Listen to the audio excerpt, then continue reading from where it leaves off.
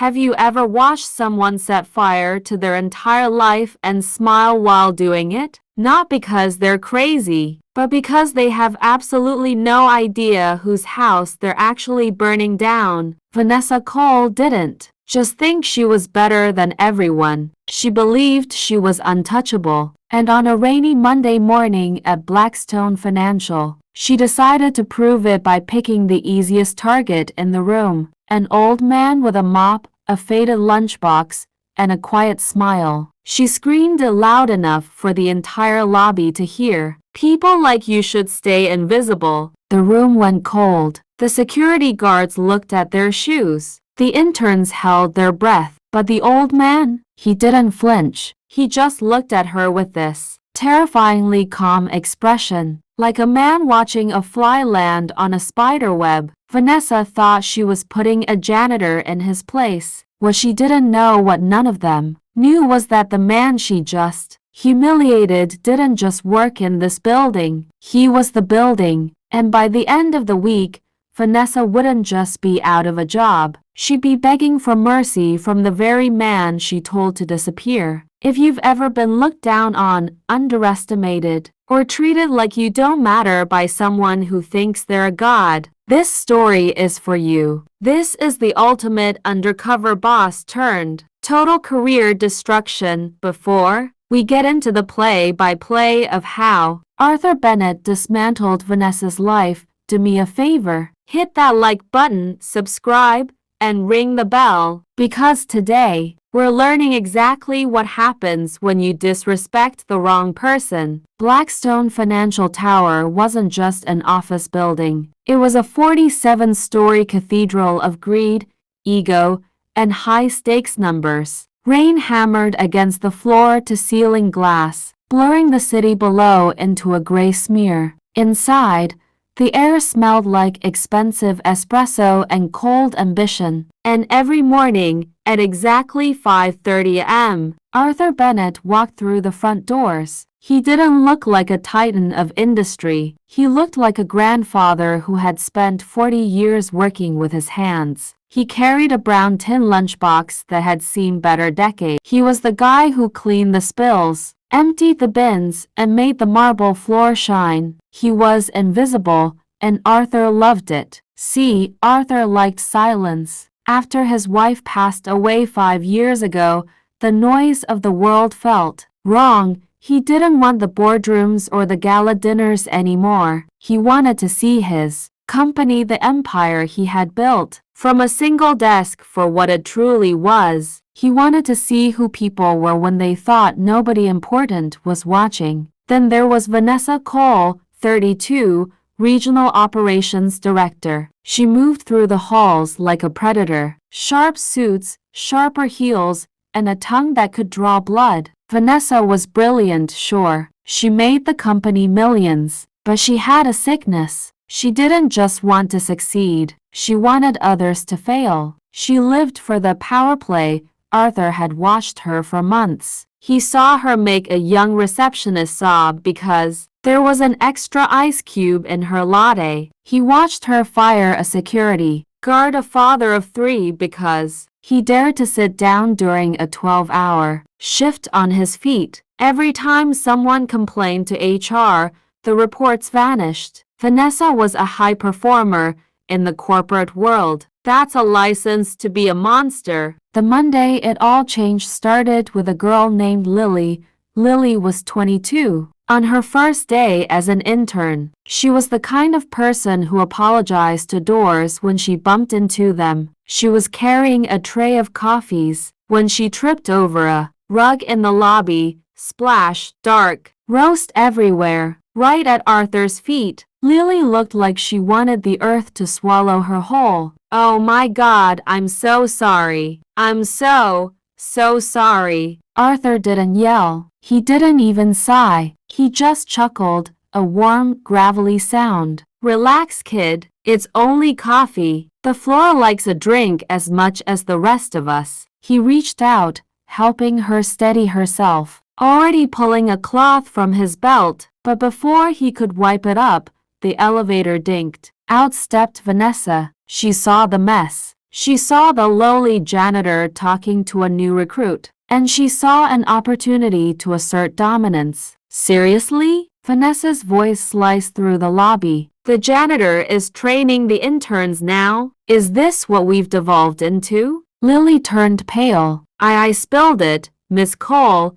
He was just, I don't care what he was doing. Vanessa snapped, stepping into Arthur's personal space. The scent of her expensive perfume clashed with the soap on his hands. You know what your problem is, Arthur? The lobby went silent. Security guards looked away. People pretend to check their phones. Nobody wanted to be the next target. Arthur slowly stood up, holding his mop. What's my problem, Vanessa? She laughed, a sharp, ugly Then, she did it. With the toe of her $800 heel, she shoved the wet floor sign over, nearly hitting Arthur's shin, and strutted away. Arthur didn't get angry. He just watched the elevator doors close. He looked at Lily, who was trembling. You okay? She whispered. Arthur smiled, but it didn't reach his eyes this time. I've been insulted by experts. Lily, she's still a beginner. Later that night, Lily was leaving late. She saw Arthur sitting on a concrete bench outside, eating a simple ham sandwich. She felt bad for him, so she stopped to chat. But as she got closer, the street lamp caught something on Arthur's wrist. It was a watch, a Patek Philippe, not a knockoff. Lily's father was a jeweler. She knew the real thing when she saw it. That watch cost more than her college tuition. Before she could process it, a black Mercedes S-Class pulled up to the curb. A driver in a suit hopped out, ignoring the janitor label and bowing slightly. Sir, the board is waiting. We're late for the midnight briefing. Lily froze. Bored, Arthur. What's happening? Arthur stood up. The slouch in his shoulders was gone. He looked 6 inches taller. He looked powerful. You didn't see anything tonight, Lily, he said softly. But tomorrow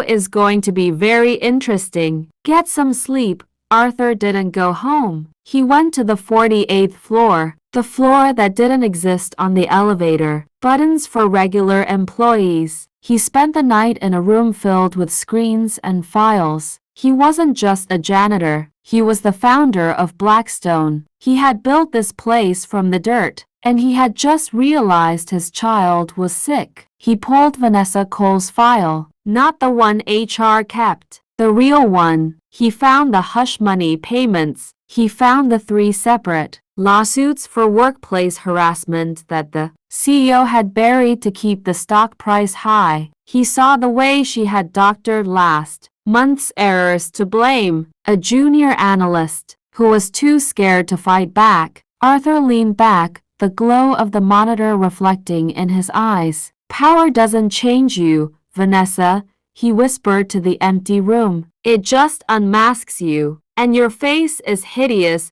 Tuesday afternoon, the main conference room. Vanessa was in her element. She was berating Lily in front of 40 senior staff members. The numbers are off by 2%. Lily, do you know what 2% is in this building? It's $10 million. You're not just incompetent. You're a liability. I didn't touch those files, Lily cried. I only filed the physical copies. He was still wearing the blue jumpsuit. He was still holding a mop bucket. Vanessa's face twisted in rage. Are you kidding me? Someone call security. Why is the janitor interrupting a departmental meeting? Arthur walked in. He didn't stop until he was at the head of the table. You should apologize to the girl, Vanessa. The room was so quiet you could hear the hum of the air conditioning. Vanessa stepped toward him, her finger inches from his nose. You think because people pity old men, you can talk to me? I am the reason this floor makes money. You are the reason this floor stays clean. Learn the difference before I have you thrown out on the street to starve. Arthur didn't blink. He didn't move. Apologize. Now, Vanessa lost it. She reached out and shoved him hard. A physical assault in front of 40 witnesses. Get out. Security rushed in. Vanessa pointed at Arthur, screaming, "Remove him. Now, he attacked me." But the guards, the ones Arthur had shared coffee with for years, didn't move. "What are you doing?" Vanessa shrieked. "I said remove him." One guard, a guy named Mike, looked at her with pure pity. "Ma'am, we can't do that." "Why the hell not?" The double doors at the back of the room swung open. 3 men in $1,000 suits walked in. The board of directors. The CEO followed behind them, looking like he was about to vomit. The oldest board member walked straight to Arthur. He didn't look at the jumpsuit. He didn't look at the mop. He looked at the man. He bowed his head. "Good afternoon, Mr. Bennett. We have the documents you requested." The silence that followed was heavy. It was the sound of a career dying. Vanessa's hand dropped from Arthur's chest. Her face went from red to white to a sickly shade of gray. "Mr. Bennett? No, that's not possible." "Arthur is." "Arthur's the janitor." Arthur slowly pulled off his rubber gloves. He set them on the mahogany table, the same table he had bought 20 years ago. "I am the founder of this company, Vanessa," Arthur said, his voice cold as the rain outside. "And I've been watching you. I watched you humiliate the receptionist. I watched you fire the guard. I watched you try to destroy this young woman's life today to cover your own accounting errors." I can explain," Vanessa stammered, her voice trembling. "I was just maintaining discipline." Arthur raised one finger. Vanessa stopped mid-sentence. The silence was deafening. "You told me that people like me should stay invisible," Arthur said. "Well, I took your advice. I stayed invisible long enough to see exactly who you are.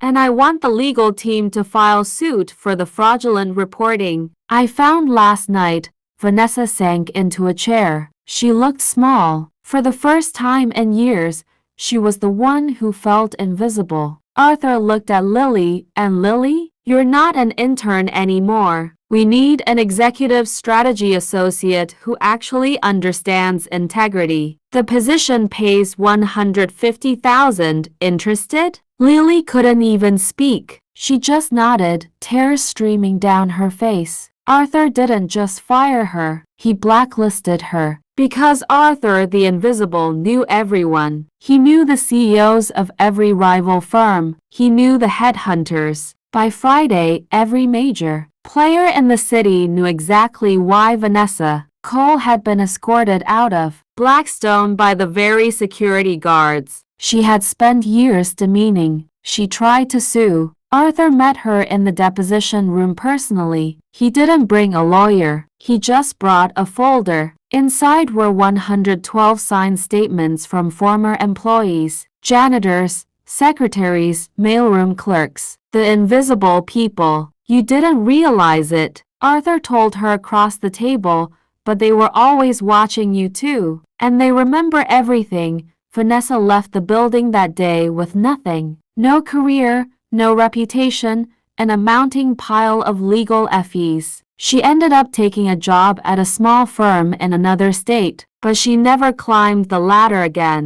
The queen had been dethroned by a man with a mop. Arthur Bennett didn't move into the corner office after that. On Monday morning, at 5:30 a.m., he was back in his navy jumpsuit. Lily found him near the elevators. "Arthur, you could be running the board meetings. Why are you still doing this?" Arthur smiled, leaning on his mop. "Up there, everyone tells you what you want to hear. But down here, you see the truth. And a company is only as strong as the people who think no one is looking." True, power isn't about looking down on others. It's about lifting up those who feel invisible. After seeing Vanessa's ultimate downfall, do you think she got what she deserved? Or should her punishment have been even more severe? Let us know your thoughts in the comments below. And while you're at it, tell us which city or country you're watching from and what time it is there right now. We love seeing how far our justice-loving family reaches across the globe. Before you head out, Make sure to hit that subscribe button and give this video a like if you enjoyed Arthur's silent but legendary revenge. Thanks for watching, and we'll see you in the next one.